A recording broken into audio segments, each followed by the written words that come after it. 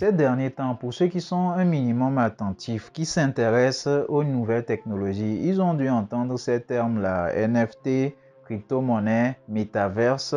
Alors, c'est quoi tout ça?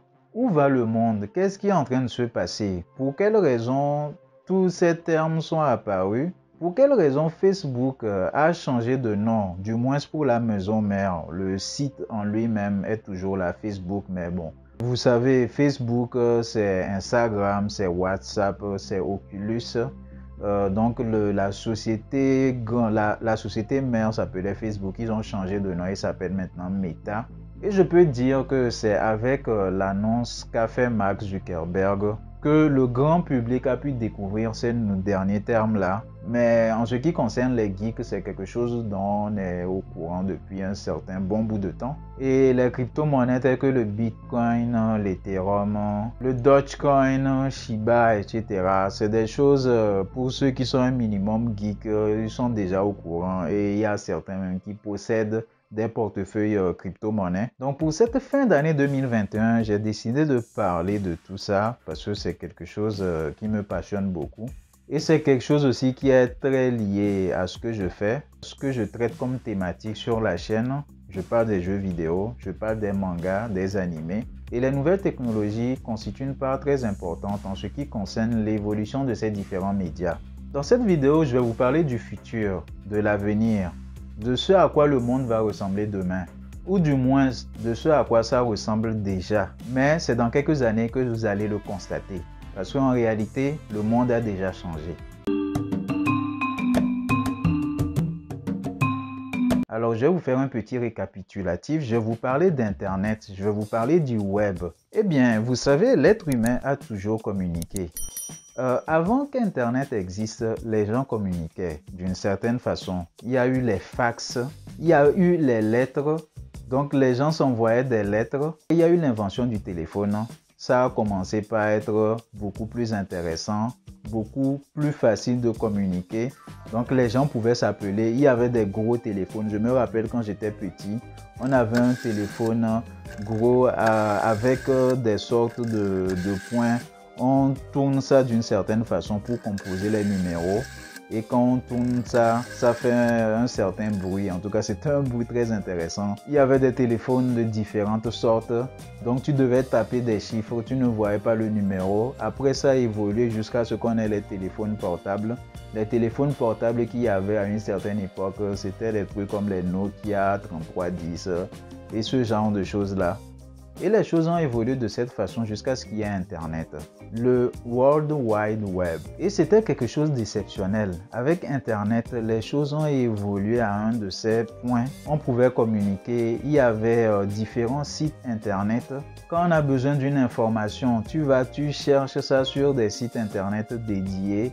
C'est pas comme avant, tu étais obligé d'aller dans une bibliothèque pour chercher des informations. Donc avec Internet, c'était beaucoup plus simple. Maintenant, pour ceux qui ont utilisé Internet à ses débuts, rappelez-vous comment est-ce que c'était. On allait sur Internet, sur différents sites web. Donc tu tapes le site www. Quelque chose jusqu'à ce que tu puisses aller sur le site en question, et il y avait une certaine liberté. Pour résumer, le premier web est caractérisé par la liberté d'expression, et en plus de ça, ça garantissait le fait d'être anonyme. Donc tu ne pouvais pas vraiment savoir qui a créé le site web, qui communique avec qui, à moins que tu décides de te dévoiler. Et de toute façon, même à cette époque, c'était pas évident. Envoyer des images, ce genre de choses-là, c'était pas évident. En plus, c'était plus tourné vers le test. Les sites web étaient tournés plus vers les tests. Les images, ce n'était pas trop ça. Je me rappelle même à une certaine époque, j'allais dans les cybercafés.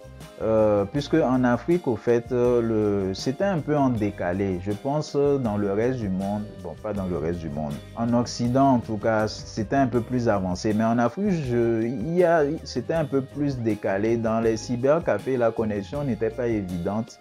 Pour charger un seul site web, ça prenait tellement de temps. Tu vois les pages se charger petit à petit. les images, surtout si c'est des sites sur lesquels il y a des images, ça prend du temps avant de se charger. Je me rappelle bien de cette période-là. J'étais au collège quand j'ai découvert Internet et que j'ai commencé par aller dans les cybercafés. C'était vraiment très intéressant. C'était ça, le Web 1.0. Maintenant, le Web 2.0 est arrivé avec un certain monopole. Maintenant, on ne va plus sur différents sites web. On va sur certains sites web qui appartiennent aux grands d'Internet, les GAFAM, Google, Amazon, Facebook. Google, par exemple, possède YouTube. Quand tu veux voir des vidéos, tu vas sur YouTube. Meta, anciennement Facebook, possède Facebook, Instagram, WhatsApp.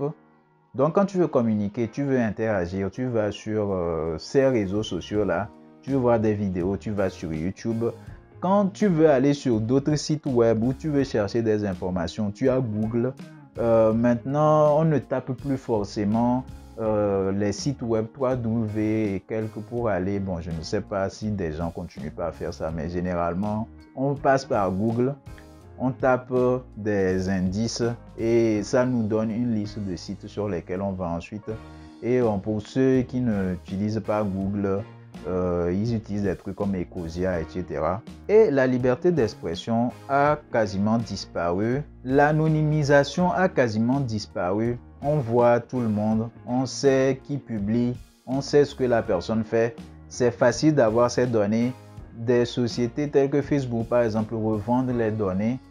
Google, etc. font pareil. Avec YouTube aussi, c'est pareil. Il y a des publicités qui sont sur ces différentes plateformes-là. Ça fait que c'est eux qui détiennent le monopole. Il y a bien plein d'autres sites web.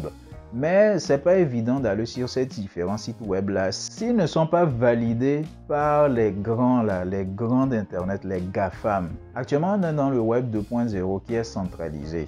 Bon, je dis actuellement, les choses sont en train de changer puisqu'il y a une transition qui est en train de se faire avec le Web 3.0. Bon, bref, je vais revenir dessus.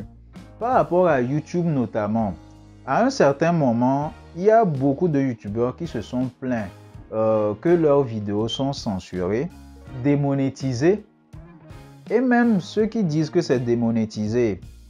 Au fait, c'est un peu drôle parce que le but de la plateforme avant n'était pas de monétiser les vidéos. Faites un peu d'introspection et vous allez vous rendre compte que à la base, on publiait sur YouTube de façon gratuite. Il n'y avait pas de modèle économique derrière et le but n'était pas que ça soit monétisé. Bon, bref, c'est vrai que les choses ont évolué avec le temps et tout ça. Mais ça les appartient, c'est leur plateforme, ils en font ce qu'ils veulent, ils ont des règles, si tu ne suis pas ces règles, ils vont te punir selon les règles qu'ils ont établies. C'est une dictature au fait, c'est pour ça que moi je ne suis pas étonné.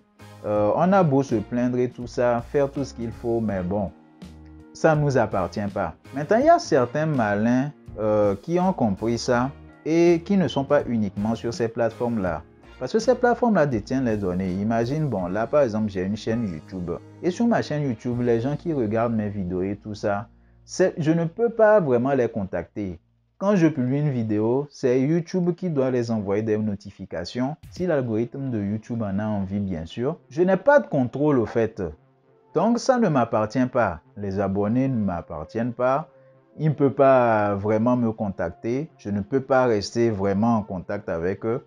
C'est pour ça que certains essaient d'avoir les adresses mail via les newsletters pour pouvoir au moins être en contact avec certains, pour pouvoir les prévenir par rapport à la sortie de certaines vidéos eux-mêmes ou pour pouvoir les prévenir sur la sortie de nouvelles choses. Parce que des fois, on crée des contenus ou on crée des produits ou des choses qui vont intéresser les gens, mais YouTube ne va pas forcément les faire parvenir l'information. Et il n'y a pas que YouTube. À peu près toutes ces différentes plateformes-là font la même chose. C'est eux qui l'ont créé à la base et il y a beaucoup de monde dessus. Et comme beaucoup de temps sont passés, les gens ont fini par oublier ça. Ils ont fini par oublier que c'est leur plateforme.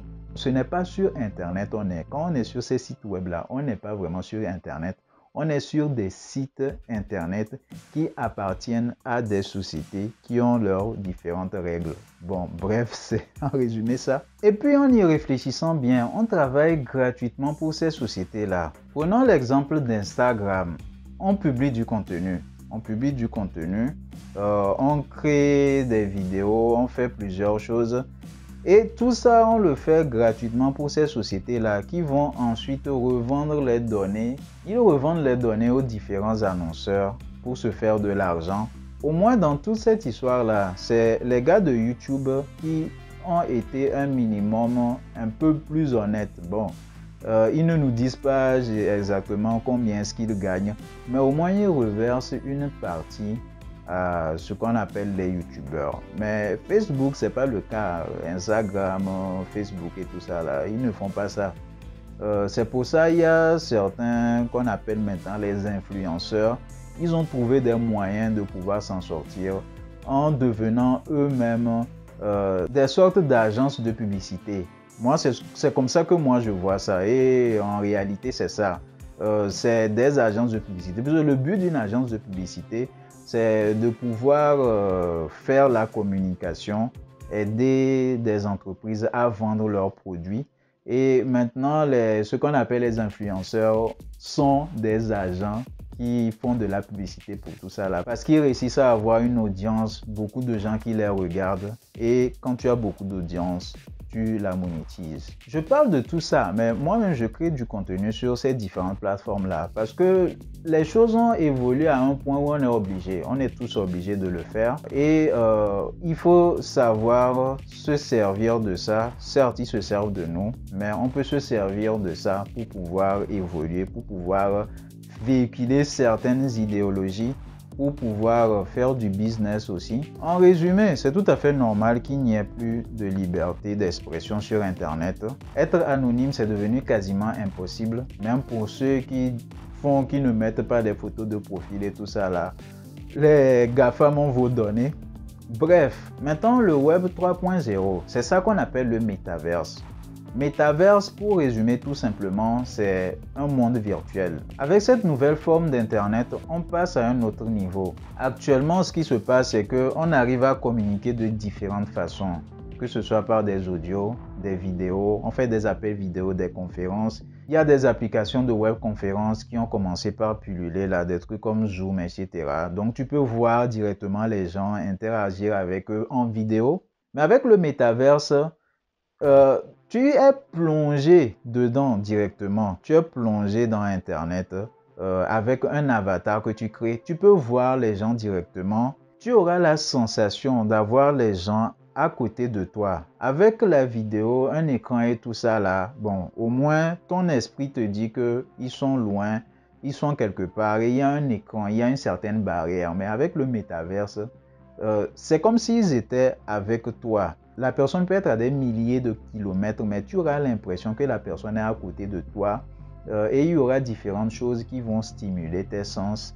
Et ça va se faire avec des casques de réalité virtuelle ou de réalité augmentée, des lunettes de réalité augmentée, etc. Bon, actuellement, au niveau où on en est, il y a des casques de réalité virtuelle. J'ai notamment essayé l'Oculus Quest 2 et vraiment, il faut vraiment l'essayer pour comprendre. On est déjà là, on est déjà dans le Web 3.0 et vraiment c'est incroyable. J'ai même utilisé ça de façon professionnelle pour modéliser Caraba la sorcière. Quand tu mets le casque au fait, c'est comme si tu étais dans un ordinateur. Là on utilise des ordinateurs, mais là c'est comme si tu étais à l'intérieur. C'est comme si tu étais dans un monde dans lequel tu peux accéder à d'autres mondes et vous pouvez être connecté de cette façon. Et même les jeux vidéo qui sont faits en réalité virtuelle, c'est comme si tu étais dedans. Notamment, il y a un jeu dans lequel, bon, c'est pas vraiment un jeu, c'est une simulation. Il y a bien des jeux, mais bon, là, je vais vous parler d'une simulation dans laquelle il y avait des dinosaures. Et franchement, j'avais peur. J'avais vraiment peur. Le truc s'approchait vers moi. Et il y avait cette sensation. Je commençais par avoir des frissons, comme si c'était vraiment là. Le bruit, même le bruit, c'est fait de telle façon que bon, ils ont fait, tu as l'impression que tu écoutes ça vraiment. Donc, non, c'est quelque chose qu'il faut vraiment tester et vous comprendrez que on est déjà dans le futur. Maintenant, ça, ce n'est qu'une composante. Il y a aussi les crypto-monnaies. Les crypto-monnaies, le Bitcoin, l'Ethereum, etc., qui font partie du métaverse. À part les crypto-monnaies, il y a ce qu'on appelle les NFT, les non-fungible tokens. Bon, parlons des crypto-monnaies d'abord. Les crypto-monnaies, ce sont des monnaies virtuelles. Et grâce à ça, il y a un certain renouveau avec la liberté d'expression. Donc, on revient un peu au Web 1.0, mais différemment. On peut faire les transactions de façon libre. Il n'y a plus les histoires de tu passes par une banque quand tu as besoin de faire un virement, tu dois faire telle étape et tout ça là. Du genre, c'est toi-même qui fais tes propres actions. Tu possèdes ton propre portefeuille de crypto-monnaie, tu peux l'échanger, tu peux faire des achats avec et toutes les transactions que tu fais sont répertoriées dans ce qu'on appelle la blockchain. Et dans la blockchain, tout le monde voit ce qui se passe. Tu peux voir que telle personne a acheté ceci ou a déplacé telle somme. Du genre, tu peux voir les transactions. Et il y a une certaine anonymisation. C'est du genre, tu vois qu'il y a des transactions, que telle personne qui possède tel portefeuille de crypto-monnaie a fait tel truc, mais tu ne sais pas exactement c'est qui. Bon, bien sûr, si on emploie les grands moyens sur le FBI, la CIA, je ne sais pas quoi, décide d'enquêter, de savoir, de fouiller un peu de qui il s'agit, surtout si c'est quelque chose de frauduleux, ils peuvent te retracer. Mais bon, ce n'est pas aussi simple qu'actuellement dans le web tel que les Facebook et Google, la façon dont ça se passe. Bon, il y a beaucoup de choses à dire concernant les crypto-monnaies, mais pour résumer, c'est un peu ça. C'est des monnaies virtuelles qui te permettent de faire des transactions de façon libre, qui garantit un minimum l'anonymisation. Bon, je ne sais pas si c'est le bon terme de français vraiment. Le fait que tu sois anonyme, en tout cas, et surtout, très important, qui ne dépend pas d'un gouvernement, d'un État ou un truc du genre. Du genre, c'est pas contrôlé par un gouvernement. Parce que ce qui se passe avec les monnaies actuelles, c'est, on prend le dollar par exemple. On peut augmenter les cours ou diminuer les cours en fonction de s'il y a une crise ou quelque chose du genre. Et il y a beaucoup de contrôles qui sont faits par les États avec les crypto-monnaies. Bon, il y a une certaine liberté. En résumé, c'est ça. Maintenant, les NFT. C'est quoi les NFT? Les NFT, ça se définit littéralement non-fungible token. Et en résumé, ça te permet de détenir un objet virtuel. Et cet objet virtuel sera garanti à ton nom. Tu auras un certificat d'authentification qui est unique et qui est uniquement à toi. Pour expliquer ça, allons à comment ça se passe dans la réalité, en ce qui concerne les œuvres d'art en tout cas. Parce que les NFT sont beaucoup utilisés maintenant pour des œuvres d'art numériques. Donc dans les œuvres d'art dans la réalité, quand on prend la Joconde par exemple, lors d'une vente aux enchères par exemple, imagine tu achètes la Joconde à 50 millions d'euros, tu auras l'image, tu auras le truc. Mais ça, ce n'est pas seulement ça qu'on va te remettre. Tu auras aussi un certificat d'authentification qui dit que ça t'appartient, c'est à ton nom. Tout le monde le sait que ça t'appartient. Et c'est vraiment ça le plus important. C'est ce certificat d'authentification-là qui prouve que le truc t'appartient.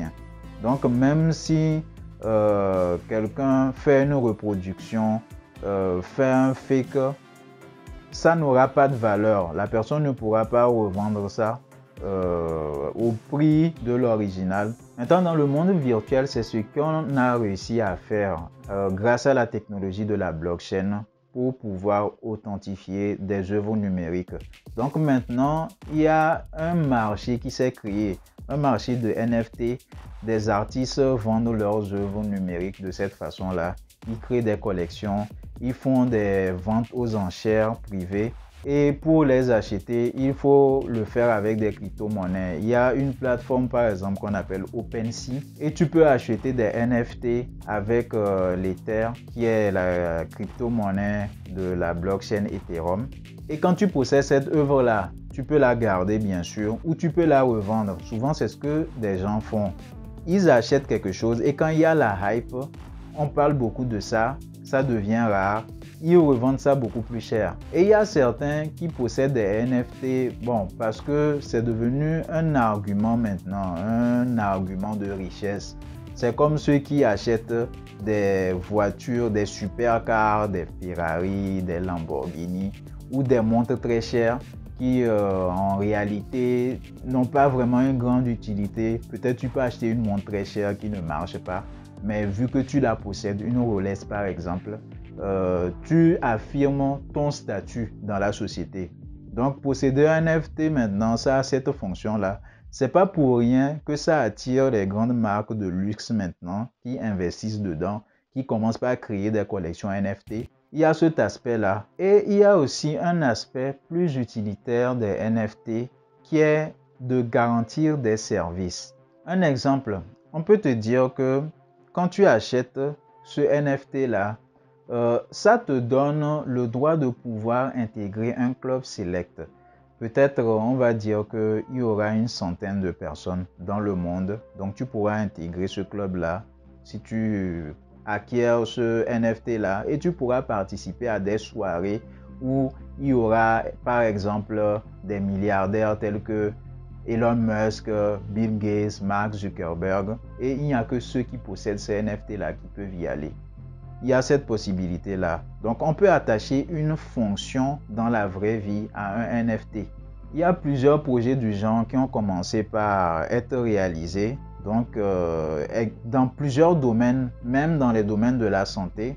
En ce qui concerne les mangas, il y a un projet de NFT qui est très intéressant. Je vous invite à aller jeter un coup d'œil. C'est Otaku Club NFT avec un K. En possédant des NFT de Otaku Club NFT, il y a plusieurs avantages. Ça peut être utilisé dans les jeux vidéo. On peut, grâce à cet oku, avoir la possibilité de gagner des voyages au Japon, d'aller à des événements autour de la culture manga, de la culture geek aussi, de façon générale, pouvoir voyager à des conventions, etc. Donc, il y a ces fonctions-là qui sont attachées à ces différents oku. Donc, ça, c'est un exemple de NFT utilitaire. Et je suis un peu bien placé pour parler de ça parce que je fais partie du projet en quelque sorte. C'est pour ça que je vous parle de ça. Donc, en tout cas, je vous invite à aller jeter un coup d'œil. Donc, les NFT sont une opportunité pour les artistes. En tout cas, je vous conseille de commencer par vous intéresser à ça. Il y a par exemple dans la musique Booba qui a lancé ces NFT. Il a sorti une musique, un clip carrément qu'on peut acquérir uniquement en NFT. Ça donne même l'accès à certains avantages. Je pense que ceux qui ont pu acquérir ces NFT là, ils pourront bénéficier, je crois bien, des entrées à ces prochains concerts. En tout cas, il y a certains avantages. Bref, en tout cas, c'est quelque chose sur lequel toutes les entreprises, en tout cas les grandes entreprises, les GAFAM sont actuellement. C'est pas pour rien que la grande société mère Facebook a changé son nom en Meta. Eux, ils ont officiellement changé ça, mais d'autres sociétés telles que Microsoft, Google, etc. travaillent déjà sur ça. Ils ont déjà commencé depuis un bon bout de temps. Ils sont à fond dessus. Et si vous vous intéressez un peu à leurs actualités, vous allez voir qu'ils ont avancé assez. Parce qu'ils savent qu'on est déjà dedans en fait. On est déjà dedans. Et ils se battent tous pour avoir le monopole. Maintenant, Facebook, ce qui me dérange avec eux, c'est leur philosophie. Ils ont passé tout leur temps à vendre les données de leurs utilisateurs. Mark Zuckerberg a beau dire que ce sera différent et tout ça. C'est pas évident. Lui, sa vision du métaverse ressemble beaucoup plus à celle de Ready Player One. C'est un film qui a une certaine vision sur le métaverse. Si vous n'avez pas encore regardé, je vous invite à le faire. Avec ce Web 3.0, ce serait dommage que encore ce soit les mêmes qui aient des monopoles, Facebook et consorts. Ceux qui ont la possibilité, je vous invite à commencer en même temps. Il y a des gens qui ont commencé par avoir des portefeuilles crypto, par faire des transactions, par posséder des NFT. Il y a plein de projets qui ont commencé par se faire dedans Du moins, c'est un marché énorme qui s'est créé. Donc, en ce qui concerne les nouvelles technologies, il y a aussi Elon Musk qui parle beaucoup de ça. Si vous le suivez sur Twitter, vous allez voir, à chaque fois, il ne fait que tweeter des trucs par rapport aux crypto-monnaies, par rapport au métaverse, aux NFT, etc. Donc, c'est non seulement la tendance du moment, mais c'est vers ça que Internet est en train d'évoluer. Dites-moi en commentaire ce que vous en pensez de ce sujet. Partagez au maximum. Notre culture est magnifique. À bientôt. Ciao, ciao.